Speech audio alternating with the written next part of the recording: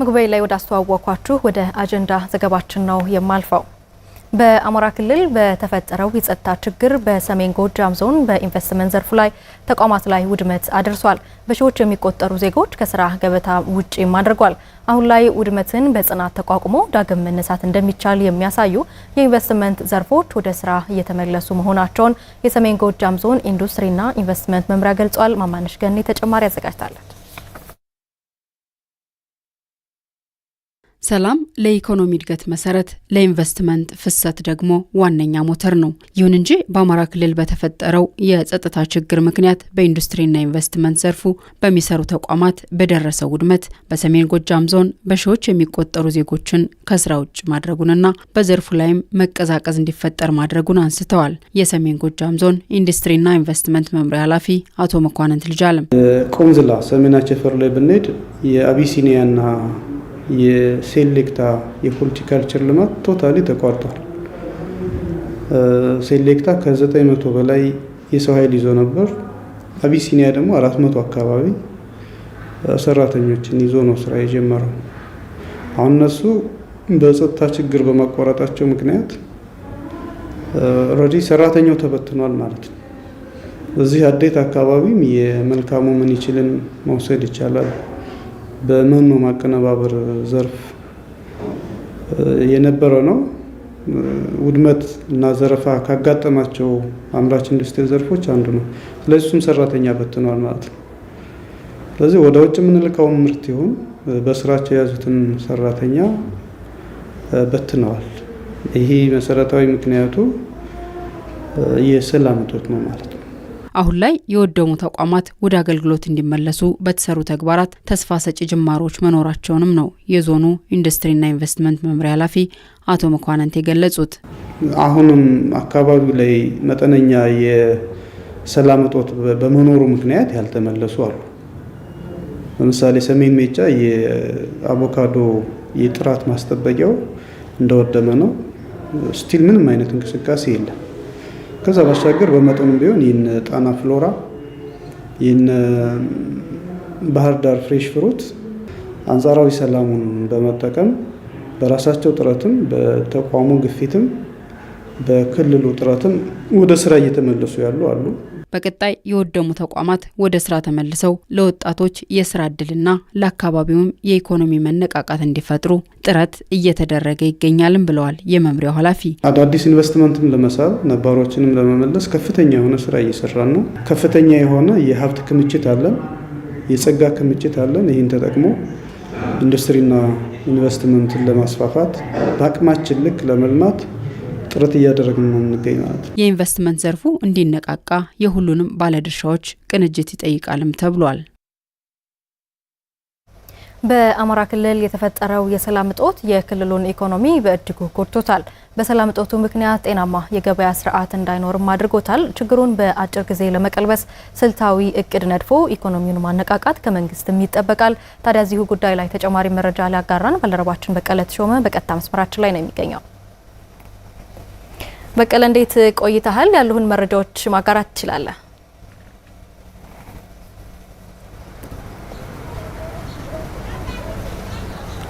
ፈቲያናት አመሰግናለሁ። ሰላም ብያለሁ ፈቲያ። ተመልካቾቻችንም እንደምናላችሁ። እንግዲህ እንደሚታወቀው በአማራ ክልል የሰላም እጦት ከተፈጠረ ወደ 3 አመታትን አስቆጥሯል።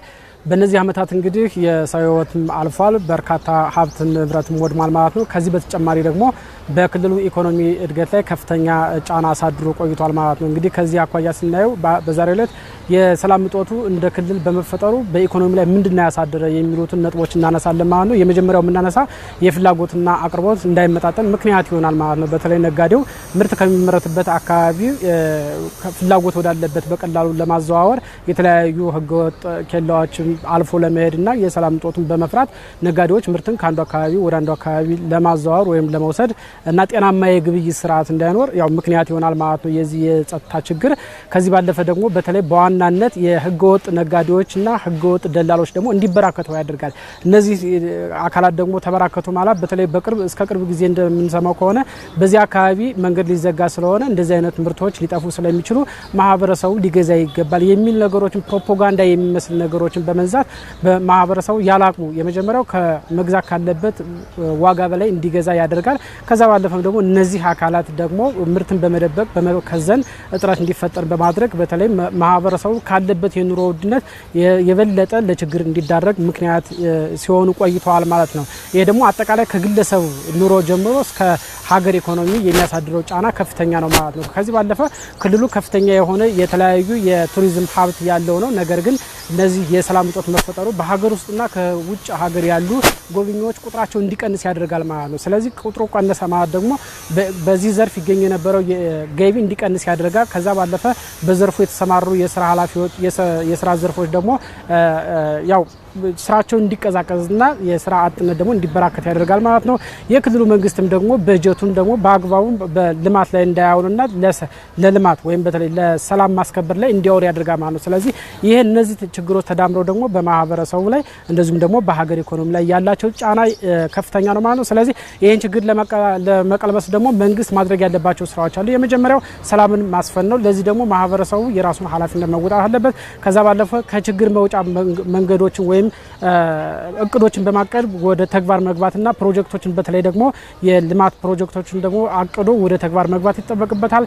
ከዚያ ባለፈ ደግሞ በተለይ እነዚህ የክልሉን ሀብቶች ወይም ኢንቨስትመንቱን ሊያነቃቁ የሚችሉና ባለሀብቶችን ሊያነሳሱ የሚችሉ ማበረታቻዎችን መፍጠርና ባለሀብቶች እንዲስቡ ወይም ደግሞ ኢንቨስትመንቱ እንዲነቃቃ ማድረግ ይጠበቅበታል ማለት ነው። ይሄ ካልሆነ ደግሞ በኢኮኖሚ ላይ ችግሩ በግለሰብና በሀገር ላይ ከፍተኛ ስለሚሆን ይህንን በጋራ ለችግሩ እልባት መስጠት ያስፈልጋል ማለት ነው። እጅግ አድርገን ነው የምናመሰግነው ስለ መረጃዎችህ። መልካም ጊዜ ይሆንልህ። ቀጥለናል። የተከበራችሁ ተመልካቾቻችን፣ የሰላም እጦት በአንድ ሀገር ኢኮኖሚ ላይ ከፍተኛ ውድመት ያስከትላል፣ ለድህነትም መንስኤ ይሆናል። የሰላም እጦት ችግር በኢኮኖሚ ላይ የሚያደርሰውን ተጽዕኖ በተመለከተ ደግሞ ዘጋቢያችን ጌታቸው ገደፋው ተጨማሪ መረጃዎችን የሚያጋራን ይሆናል። ገንዘብ ክፍሉ ነው ኬላ በየጊዜው ሰዓቱ አሁን ግን ምን አይነት ነገር የለም። ይሄ ፋብሪካ 16 ቋሚና 260 ጊዜያዊ ሰራተኞችን በትኗል። እንግዲህ ሰላምና የኢኮኖሚ እድገት የማይነጣጠል ጥብቅ ትስስር ያላቸው ጉዳዮች ናቸው።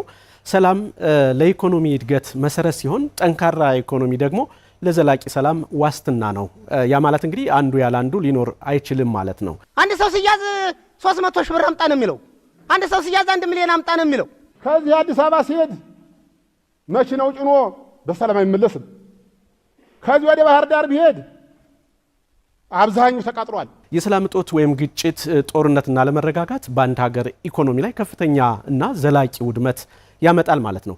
ዋና ዋና ተጽዕኖዎቹን ስንመለከት እንግዲህ የመጀመሪያው የመሰረተ ልማት መውደምና የኢንቨስትመንት መኮስመንን ያመጣል ማለት ነው። ሌላው እንግዲህ የውጭ ኢንቨስትመንት መሸሽ ነው። አለመረጋጋት ባለበት ሀገር ውስጥ የውጭ ባለሀብቶች ንብረታቸውንና ገንዘባቸውን ለማውጣት ስለሚሰጉ አዳዲስ ኢንቨስትመንቶች ሙሉ በሙሉ ይቆማሉ ማለት ነው።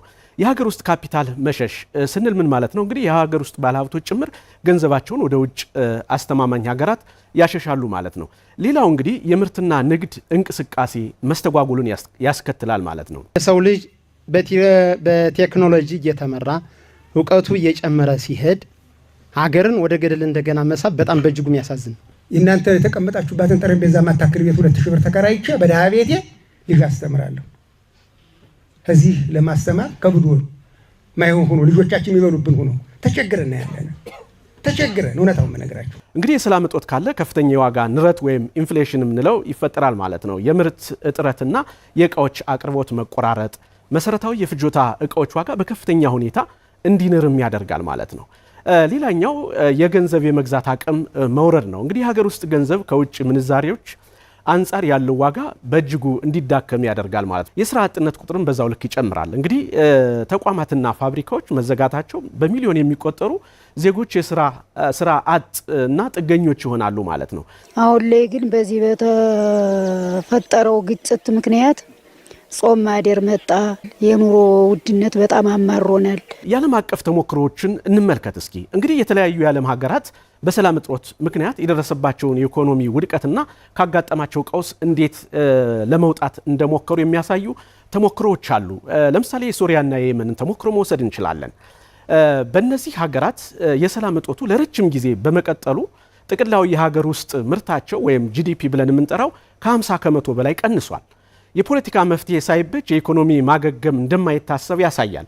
ተቋማት ሙሉ በሙሉ ሲፈርሱ የኢኮኖሚ ስርዓቱን መልሶ ማቆም ለአስርት ዓመታት ከባድ ይሆናል ማለት ነው። ሌላኛው የሩዋንዳን ተሞክሮ ማንሳት እንችላለን።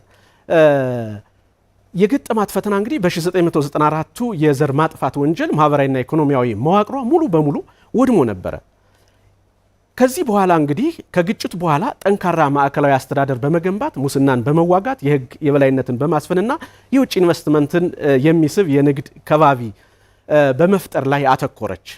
በዚህ ምክንያት ሩዋንዳ በአፍሪካ ፈጣን የኢኮኖሚ እድገት ካስመዘገቡና የቴክኖሎጂ ማዕከል መሆን ከቻሉ ሀገራት አንዷ ለመሆን በቅታለች ማለት ነው። ሌላኛው ደግሞ የኮሎምቢያን ተሞክሮ እንዲሁ ማንሳት እንችላለን። ከአማጽያን ጋር የሰላም ስምምነት አድርገዋል። የገጠማት ፈተና እንግዲህ ለብዙ ምዕት ዓመታት የዘለቀ የእርስ በርስ ጦርነት የሀገሪቱን የገጠር ኢኮኖሚ አዳክሞት ነበር። የወሰደችውን እርምጃ ስንመለከት በ2016 እንደ አውሮፓውያን አቆጣጠር ታሪካዊ የሰላም ስምምነት በማድረግ ከአማጽያኑ ወደ መደበኛ ማህበረሰብና ኢኮኖሚ መልሳለች። በጦርነቱ የተጎዱ የገጠር አካባቢዎችን መልሶ ለመገንባት ልዩ የፋይናንስ በጀት መድባ ሰርታለች። በዚህም እንግዲህ የሀገሪቱ የቱሪዝምና የግብርና ዘርፍ በከፍተኛ ሁኔታ ማደግ የቻለ ሲሆን የውጭ ኢንቨስትመንትም ሊመለስ ችሏል ማለት ነው። የዓለም አቀፍ ተሞክሮች እንደሚያሳዩት የሰላም እጦት ያደቀቀውን ኢኮኖሚ መልሶ ለማንሳት ቀዳሚው እርምጃ ግጭትን በዘላቂነት ማቆም ሲሆን በመቀጠልም የተጠናከረ ተቋማዊ ሪፎርም ማድረግ፣ ወታደራዊ ወጪን መቀነስና መሰረተ ልማትን መልሶ መገንባት ወሳኝ መንገዶች ናቸው ማለት ነው። አመሰግናለሁ። ባለፉት ዓመታት የተከሰተው የሰላም ችግር የንግድ እንቅስቃሴዎችን በማስተጓጎል የግብርና ምርት እንዲቀንስ በማድረግና የኢንቨስትመንትም እንዲሁ እንዲስተጓጎል በማድረግ በሀገር ኢኮኖሚ ላይ ከፍተኛ ጫና እያሳደረ ይገኛል። ይህ የሰላም እጦት ታዲያ የኑሮ ውድነትን፣ የዋጋ ግሽበትን በማባባስም የዜጎችን የመግዛት አቅም እየፈተነ ነው የሚገኘው። ይህንን የሰላም መደፍረስ ተከትሎ በዜጎች ሕይወት ላይ የፈጠረው ከባድ ጫና፣ የኑሮ ውድነት እንዲሁም አስከፊ ገጽታና መፍትሄዎችን በተመለከተ በደብረ ብርሃን ዩኒቨርሲቲ የቢዝነስና ኢኮኖሚክስ መምህር ከሆኑት ዶክተር መሐመድ አህመድ ጋር ዘጋቢያችን ይልቃል ዳኘ ቆይታ አድርጓል። ቀጥሎ ይቀርባል። በደብረ ብርሃን ዩኒቨርሲቲ የቢዝነስና ኢኮኖሚክስ መምህርና የኮሌጁ ዲን ዶክተር መሐመድ አህመድ ኢድሪስ፣ በመጀመሪያ ለጊዜዎትና ለሚሰጡኝ መረጃዎች አመሰግናለሁ። እጅግ በጣም አመሰግናለሁ። እኔም የሰላም ችግሮች በአጠቃላይ በሀገራችን የኢኮኖሚ እድገት ላይ የሚያስከትሉት ችግር ምንድነው? ሰላም ከሌለ እንግዲህ የሚመጡትን ኮንሲኩዌንሶች አብዛኞቻችን እንደምንረዳው ማንኛውም ሰው እንደሚረዳው እርስ በርስ እንዳንገናኝ፣ እንዳንነጋገር፣ እንዳንግባባ፣ መሰረተ ልማት እንዳይኖር ስለሚያደርግ የንግድ ስርዓቱ ሙሉ በሙሉ የተዛባ ይሆናል ማለት ነው እና የንግድ ስርዓቱ ከተዛባ ደግሞ አሁን ባለንበት ሁኔታ እንደምንመለከተው ሸቀጦች ከአንድ ቦታ ወደ ሌላ ቦታ በሰላማዊ በሆነ መንገድ በሚፈለገው ፍጥነት እንዳይደርሱ ያደርጋል። እድገታችንን ወደኋላ መጉዳቱ የማይቀር መሆኑን ለመግለጽ እወዳለሁ። ሰፊ የሆነ ማህበረሰብ ከስራ ውጭ ይሆንብናል። ይህም የሆነ ማለት ደግሞ ዕለታዊ ከምግብ ፍጆታ አንጻር የሚፈጠሩ ክፍተቶች ይፈጠራሉ። የእነዚህ ድምር ደግሞ አገራዊ ኢምፓክቱ በጣም ከፍተኛ ይሆናል። መንግስት ይህንን ጫና ለመቋቋም ዜጎችን የመግዛት አቅም በማሳደግ ረገድ ምን መስራት አለበት? ሰላምና ደህንነታችን በጠነከረ ቁጥር ህዝቦች ከህዝቦች ጋር፣ ክልሎች ከክልሎች ጋር፣ ማህበረሰብ ከማህበረሰብ ጋር የመተሳሰር አቅሙን ይጨምራልና ሰላም ለዚህ መሰረት እንደሆነ ያስቀምጣል። የንግድ ልውውጥ በሁለት ሀገራት መካከልን እንድንቀራረብና እንድንሳሳብ ያደርጋል። ስለዚህ ሰላምና ደህንነትን የምንጠብቀው ለሌሎች አገሮች ለራሳቸው ጥቅም ሲሉም ይህንን ነገር ማስጠበቅ አለባቸው። በግጭት ውስጥ ሆኖ የኢኮኖሚያችን ሳይዋዥቅ የኑሮ ውድነቱ በተረጋጋ መንገድ ያው ችግሩ ከባድ ነው፣ ግን ደግሞ የኑሮ ውድነቱንም የዋጋ ግሽበቱንም የዜጎችን የመኖር አቅምም እንደው በጣም ብዙ በማይጎዳ መንገድ እንዴት ማስቀጠል ይቻላል? ሪሶርስን በአግባቡ መጠቀም፣ በቁጠባ መጠቀም፣ እንደዚሁ ደግሞ መተሳሰብ፣ መረዳዳት፣ መተጋገዝ የሚሉ አገር በቀል የሆኑ ሀሳቦችን መጠቀም እንችላለን ብዬ ነው የማስበው። ለዘለቄታዊ መፍትሄ ሁሉም አካላት እንደ ግለሰብም እንደኛ ከኔ ከራሳችን ጀምሮ እንደ ማህበረሰብም እንደ ቤተሰብም እንደ ሀገርም ማሰብ ያስፈልጋልና ዘላቂ የሆነው መፍትሄው ላይ ትኩረት ማድረግ አሁን ባሉት ሁኔታዎች ላይ ደግሞ ሪሶርሳችንን በአግባቡ በመጠቀምና በመነጋገር ችግሮችን ለመፍታት ጥረት ማድረግ ያስፈልጋል የሚል ሐሳብ ነው ያለኝ። ከተሞች አካባቢ የሚፈጠሩ የገበያ አማራጮች በጣም መሰረታዊ ለውጥ ያመጣሉ ብዬ አስባለሁ። አንዱ ቅድም ከገለጽነው አንፃር የሰላም እጦቱ የሚፈጥረው የገበያ አማራጮችን ማሳጣት ነው ሊሆን የሚችለው። ሸቀጦች ከአንድ ቦታ ወደ ሌላ ቦታ ተሽከርክረው ወይም ደግሞ ተንቀሳቅሰው አስፈላጊውን ዋጋ አግኝተው እንዳይሸጡ ያግዳልና የመሰረተ ልማትም ችግሮችን ይፈጥራልና ሎካል በአካባቢያችን የገበያ አማራጮችን መፍጠር፣ የተለያዩ አካባቢያዊ የሆኑ ገበያዎች አማራጮችን መፍጠር፣ እንደዚሁም ደግሞ የስራ እድልም ከመፍጠር አንጻር በጣም ከፍተኛ የሆነ ሚና ነው የሚኖራቸውና እነዚህን አጠናክሮ መቀጠል ያስፈልጋል ብዬ ነው የማስበው። በሰላሙ ምክንያት በኢኮኖሚ ላይ የሚደርሰውን ችግር ለመፍታት ከማን ምን ይጠበቃል? የመጀመሪያው ስራ የሚያስፈልገው ብዬ የማስበው የሰላምን አስፈላጊነት በሁሉም አካላት፣ በሁሉም ግለሰቦች ደረጃ፣ በመንግስት ደረጃ፣ በማንኛውም ስቴክሆልደር የሰላምን አስፈላጊነት መረዳት እና ለሰላም ደግሞ መስራት ይፈልጋል ማለት ነው። ያው ሰላም አስፈላጊ መሆኑን መማር ወይም ደግሞ ሌሎች ነገሮች አያስፈልጉም። ማንኛውም አካል ሰብአዊ ፍጡር የሆነ ሁሉ ሰላም አስፈላጊ መሆኑን መረዳት ያስፈልገዋል። ከተረዳ ደግሞ ለሰላሙ ራሱ ዘብ መቆም ያስፈልጋል ብዬ ነው የማስበው።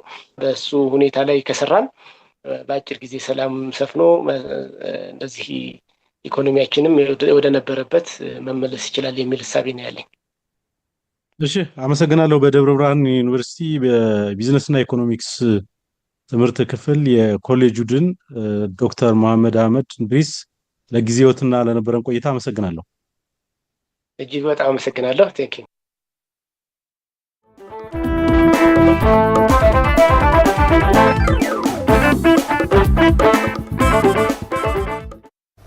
ከአጀንዳ ዘገባዎቻችን